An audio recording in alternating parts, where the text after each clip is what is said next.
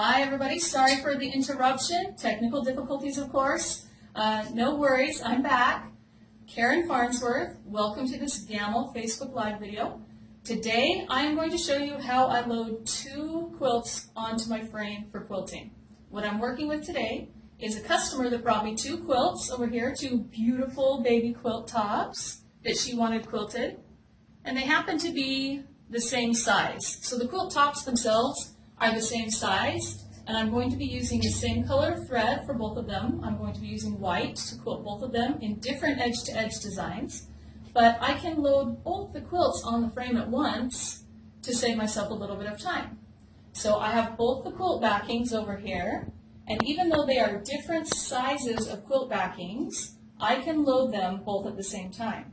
So what I did was I loaded the bottom of each backing to my leader.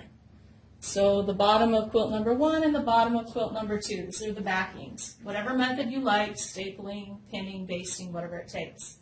Then I'm going to roll those quilts. And if you'll show the video over here, I'm just making sure that everything rolls nice and straight as the fabric rolls across my roller, my pickup roller.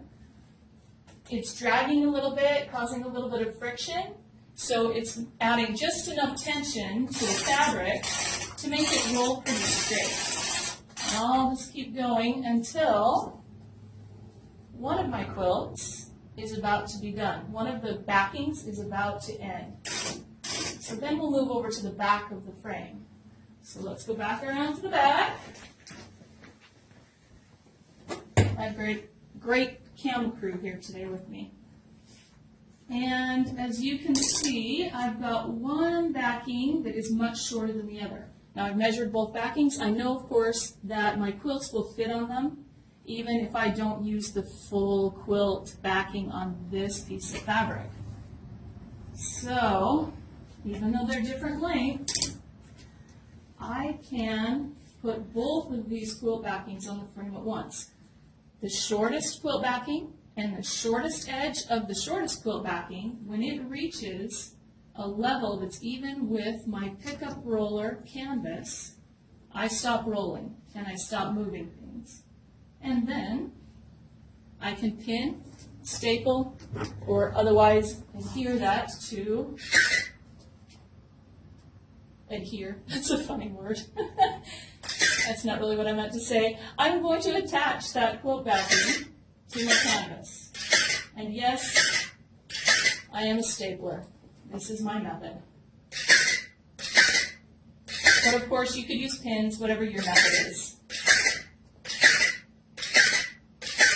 Now over here, I want the same amount of slack in both of these quilts, so that with this one that is longer, I can just flip this up and fold it to make it the same length. Okay, so I've just folded up any excess fabric that there might be so that the edge of that backing is now at the edge of the canvas, and I can also attach that one. Now remember, I did measure everything so that I know my quilt top is going to fit on what's left of this backing.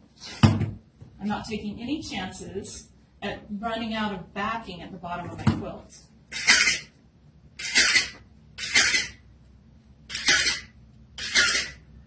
I tell you, I just can't put a quilt on any other way than a stapler anymore.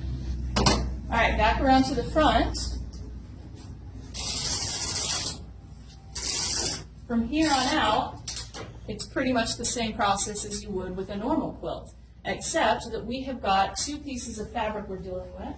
So I do like to put a little bit of something to hold these two pieces of fabric together. On the sides of our quilts, of course, we've got our clamps, and I'm not going to overstretch anything, and I'll actually add the rest of the clamps later. But in between here, we want to add just a little bit of some tension. So I'm going to grab my fabric and, okay, so I've got my pins. This is about the only time I use pins in my quilt studio. and just some fabric. You could use canvas or even batting or whatever works for you. And I'm just going to pin these two fabrics together. Again, my goal is not to stretch it really tight. This is just for some extra stabilization.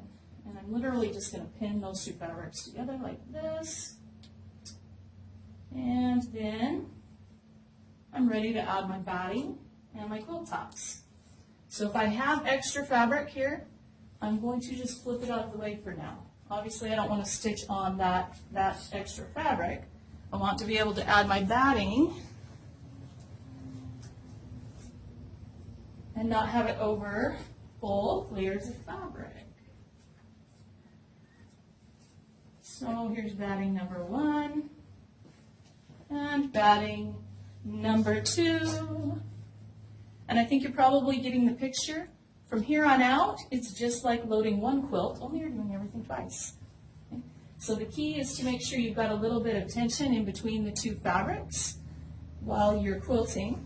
Of course, then after I stitch the first area of both quilts, I'm going to take this off, roll the quilt, and then repin the quilts together, the quilt backings. I've got my quilt batting on there. Now it's time for quilt top. This part you all know. Everybody knows how to put their quilts on, I'm sure. But hey, you want to watch me do it, right? Because these are cute quilts. Look at this Noah's Ark. It's adorable.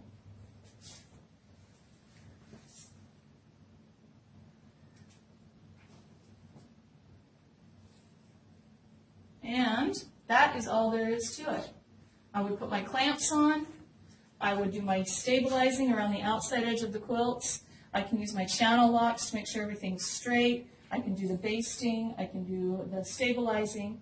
And then, because I'm a Statler owner, my method would be to set up 2 different quilt groups with 2 different edge-to-edges in it and stitch the edge-to-edge on the top part of this quilt, then go to a different quilt group and stitch the edge-to-edge on this quilt, then roll everything, use roll quilt to go to the next section, to quilt the next section of this quilt, then the next section of this quilt, all the way down to the bottom. Now if you're a hand guider, obviously you can just quilt that section, quilt this section, or roll everything together. If you're an Elevate user, you can quilt one, then quilt the other. Set up each one on its own for each roll. Anyway, I hope you enjoyed this quick little view of how I like to hopefully save myself a little bit of time, put 2 adorable quilts on the frame at once. Believe me, this gets a lot of attention when people come into the shop and see the machine working on the 2 quilts together. Thank you for joining me for this Facebook Live. Don't forget, every day, Gamel's got a Facebook Live at 3 p.m., so catch us here. Hope everybody's doing well, and happy quilting.